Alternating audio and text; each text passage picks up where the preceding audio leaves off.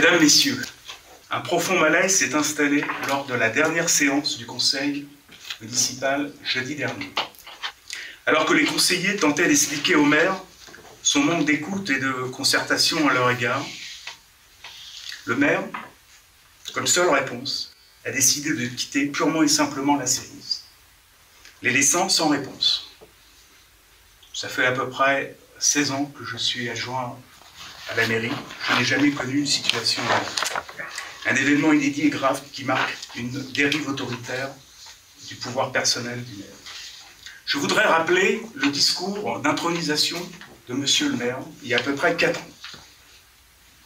Alors je rappelle au conseil municipal ce discours d'intronisation au moment où tout était bon.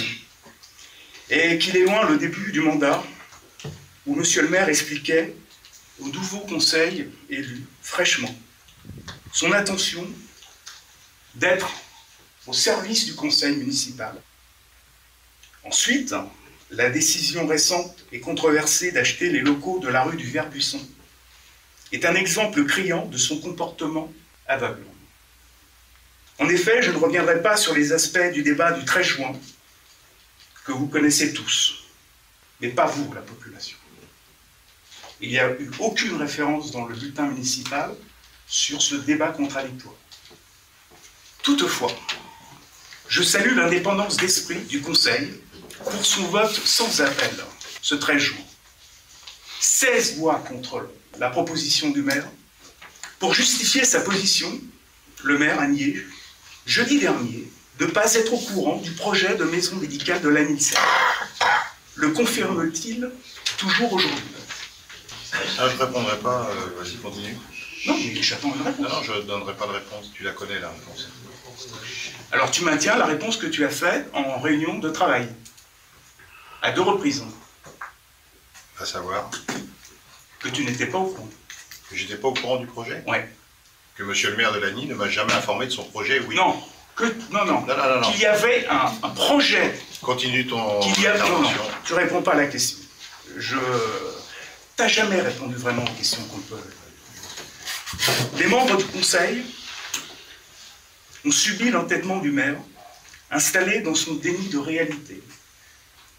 Dans un article de presse et un édito dans le bulletin municipal, un édito sibyllin et incompréhensible. Il se plaçait ainsi en victime et seul dépositaire de l'intérêt général. Les conséquences de cette position, depuis le 13 juin, aucune réunion, notamment du groupe majoritaire.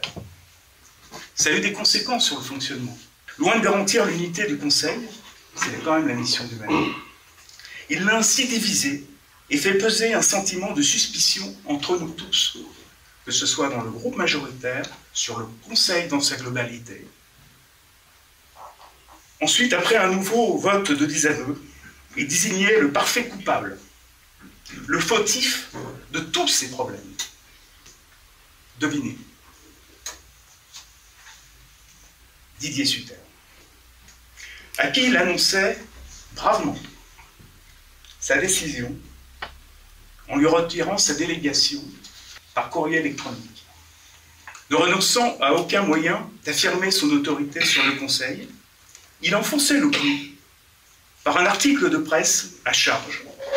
Article d'ailleurs qu'il a contesté lors de cette réunion de jeudi en disant qu'il n'était pas responsable des accusations qu'il portait. Mais ça ne l'a pas empêché de relayer ce même article de lui-même sur les réseaux sociaux. Certainement une facette cachée du maire troubadour.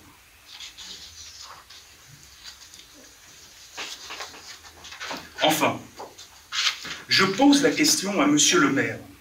Pourquoi cette précipitation à signer un permis d'aménager sans l'avis du conseil municipal concernant le futur lotissement du pré du Petit Lièvre, situé sur une zone inondable et malgré un avis défavorable du syndicat d'adduction d'eau? Je lui pose la question, mais il me répondra certainement pas.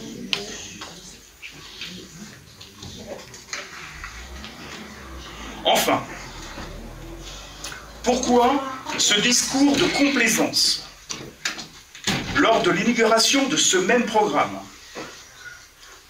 où le maire a affirmé avec un certain aplomb ce programme de logement était destiné à 90% aux enfants des familles du Plessis-Belleville. Croyez-moi, ce qui a fait beaucoup sourire les professionnels de l'immobilier présents. Que dire, monsieur le maire, lorsque, sur ce même discours, vous avez plébiscité la gare et ses axes et les axes routiers du Plessis-Belleville, vous étiez en train de vendre le programme immobilier, me semble-t-il. Alors que notre ville, et vous le savez tous, est un carrefour, mais un autre carrefour, celui de tous les problèmes.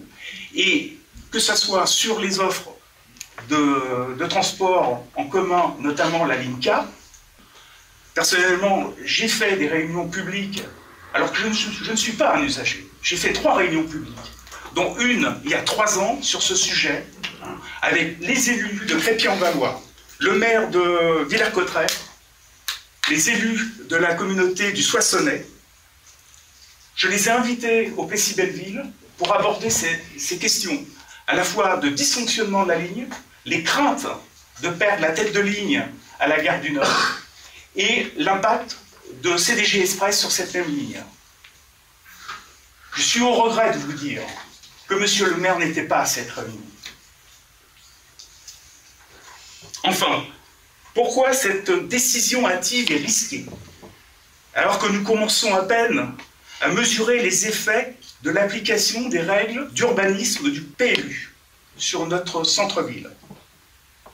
C'est-à-dire que c'est un travail de plusieurs années, naturellement avec l'accord des élus, qui a abouti à un nouveau règlement d'urbanisme, imposé, il faut le dire, par les services de l'État qui nous ont imposé une nouvelle densité. Densité qui est essentiellement liée à la présence de la gare. On peut aujourd'hui se poser la question du contenu de cette pression de l'État qui nous impose cette densité, compte tenu qu'aujourd'hui, l'activité même de la gare du Plessis est remise en question. Alors pourquoi cette précipité pour donner accorder ce permis de construire? Alors que si nous avions attendu aujourd'hui, nous pourrions peut-être refuser ce lotissement en prétextant auprès de l'État, justement, qui avait un problème au niveau de cette gare et qu'en matière de service public, il y avait un renoncement de la SNCF pour assurer justement le transport de cette nouvelle population. Alors, mesdames et messieurs, vous m'avez nommé au poste d'adjoint responsable des services techniques et du patrimoine il y a 4 ans et demi. Je pense avoir mené de nombreux projets avec succès et surtout sincérité, dans l'intérêt de notre commune. Il vous appartient d'en décider la suite. Je vous remercie.